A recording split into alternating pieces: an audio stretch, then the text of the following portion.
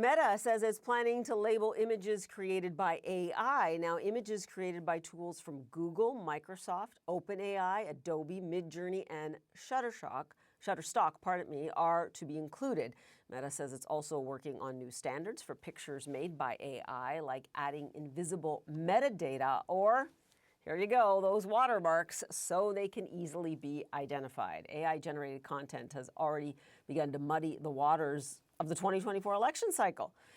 Marietje Schaake is the International Policy Director at Stanford University's Cyber Policy Center, and she joins me now from California, and happy to have your expertise on this. So I'm going to ask you straight up, can this work? Because some in the tech universe have already suggested that AI will outsmart this attempt in order to label AI. Well, every step towards greater transparency, I think, is welcome, but we should not have any illusions about the ecosystem within which political ads, manipulated ads, AI-generated ads, or content will be shared. And if you look at a social media platform like Facebook, then the targeting aspects, so those features that help advertisers reach their audiences on the basis of very detailed data profiles, are essential to the harms that can be done. And so knowing that the content is created with artificial intelligence or generative artificial intelligence is, a step in the right direction, but it's by no means everything that a social media platform like Facebook can do. We just had those hearings, of course, which did not deal specifically with AI, those meetings on Capitol Hill last week. But given that Meta is on the front foot here, you've been outspoken about the responsibility of those companies.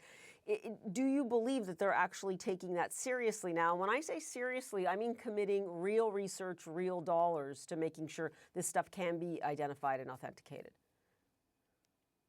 Well, we'll have to see, but we shouldn't forget what earlier steps the company has taken, which is to lay off the trust and safety teams that were hired initially to make the platform a safer place, including during elections. They've reversed, as have other social media platforms like YouTube, their policies that would not allow the denial of the previous 2020 presidential election outcomes on their platforms. Now, we see already that lies about the outcome of the previous election are still a very important narrative in this upcoming election. So it's very dubious why those opportunities have not been taken to make the platforms safer. And it looks as if the policies around trust and safety, around election integrity, are very wobbly and opportunistic on the part of social media companies. And that leads us right to our next question. With much fanfare, the leaders in AI, some of them were at the White House last year. Europe has tried to be very proactive. What do you think needs to be done? Do you think it is over to you, the governments of Europe, the United States, and elsewhere to actually compel these companies to do this?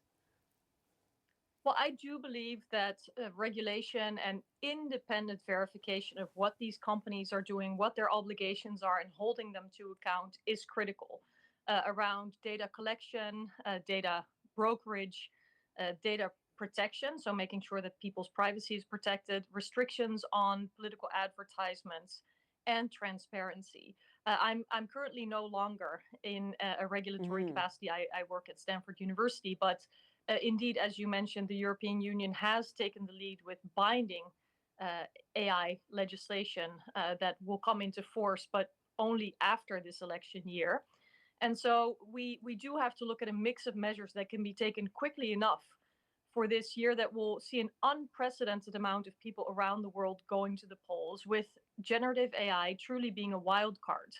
And it's important that we understand the technology for what it is, not to underestimate it, but also not to overestimate it, so that people begin to believe that they cannot trust anything anymore, and that the whole hype around generative AI is distracting from, the very surveillance capitalism, as Shoshana Zuboff calls the business models of these social media platforms, that actually allow for the very targeted advertisements in the first place. And it is, as you've remarked, a good first step, but also dangerous depending on where this goes next in terms of people lacking faith in any of their institutions to be able to identify this. I really want to thank you for your insights. Appreciate it.